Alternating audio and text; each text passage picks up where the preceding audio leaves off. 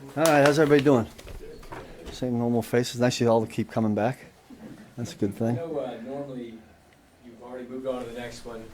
This is a really weird one because there wasn't much to study on this last one. Have you ever had a game where you were just looking back at the No, replays? that was special. I mean, we enjoyed it for an hour, then moved on. But you know, I think what gets lost a little bit in that is, you know, credit to the special teams didn't give up any points because that, you know, and the offense didn't turn it over or have one of those because that's part of it. And then a lot of credit to our guys and the other guys that I don't want to get lost in all that is when we somewhere in that fourth quarter, I think, when we kind of changed a lot of those guys went in and did a nice job too. The Jack Cochrans and the Jeff Basses and all the guys that went in there and Cooper McDonald. You know, they were on point. We all remembered what happened in the Baltimore game when they had that long run.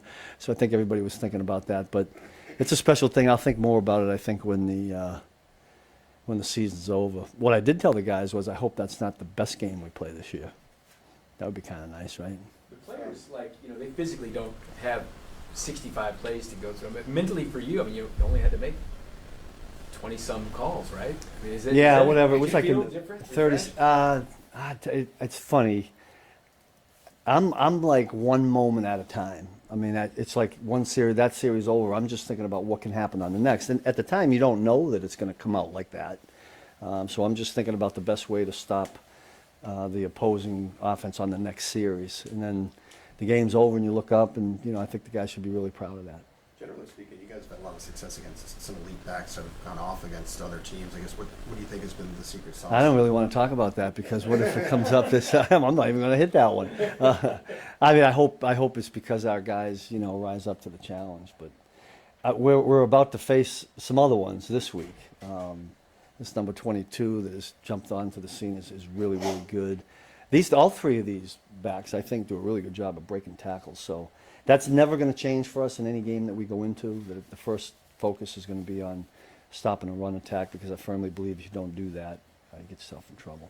Through your lens, what's been holding Christian Fulton back from getting into the line? Well, a couple things. I mean, it's a hard thing for Christian right now. Now I think he's getting there health-wise, but now you've lost all the practice time, and lost all the reps. Noel has gone in there and done a really nice job. And we'll see where it goes. I talk to him usually weekly about be ready because, you know, inevitably in this league, you're going to need more than 2 or 3, sometimes even 4 corners. We're going to need them all. So at some point we're going to need him. And he's working hard at it.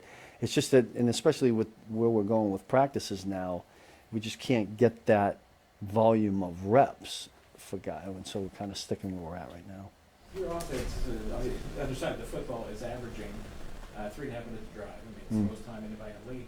But they've had some that are those 4, 5, 6, 8-minute drives. What does that do for you as a coordinator, that kind of time? Yeah, well, I don't know. It doesn't do as much to me as I think as our players. It gets them fresher. We're over there. We're able to go over there and make, you know, necessary adjustments. Sometimes when you get a long drive on defense, and you feel like you got to cover a bunch of things, and all of a sudden the offense is 3 and out, you don't get a chance to do it. So it does give us time to reload mentally and then physically for the guys to get ready for the next series. It's nice to have. It's a nice thing to have. Couple more. What's been the difference in preparing for this Washington team when you know Daniels isn't going to play? I know you have a lot of respect for Mariota. Yeah, that's a great question, and I'll be perfectly frank. It didn't change at all, and I'll tell you why. I think they did a really good job for their team by getting a backup quarterback, who I think fits exactly what they do. Like, it doesn't feel like, you know, sometimes we play.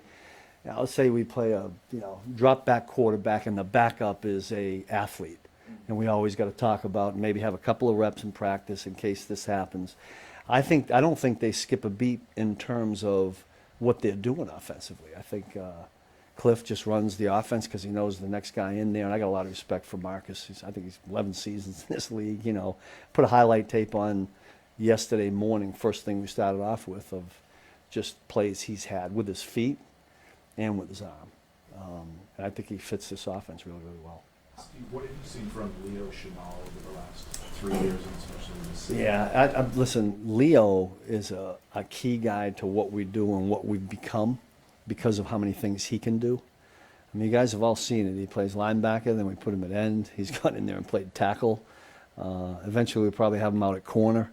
or playing safety or something. But the versatility of Leo especially and Drew with the things that they can do, it really helped us to kind of put things out there that may be a little bit unconventional at times. Leo's been terrific. I mean, he's as valuable as anybody getting in there in key situations. You know, we use him for a lot of different things.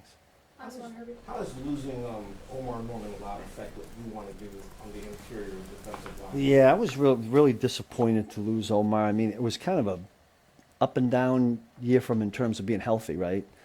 He lost a lot of time in training camp, and then he didn't play in the first game, and then he kind of came along. Then he did something on a Friday practice, right, a couple weeks ago. Then he finally gets back, boom, and then he has this happen. So it's disappointing for him.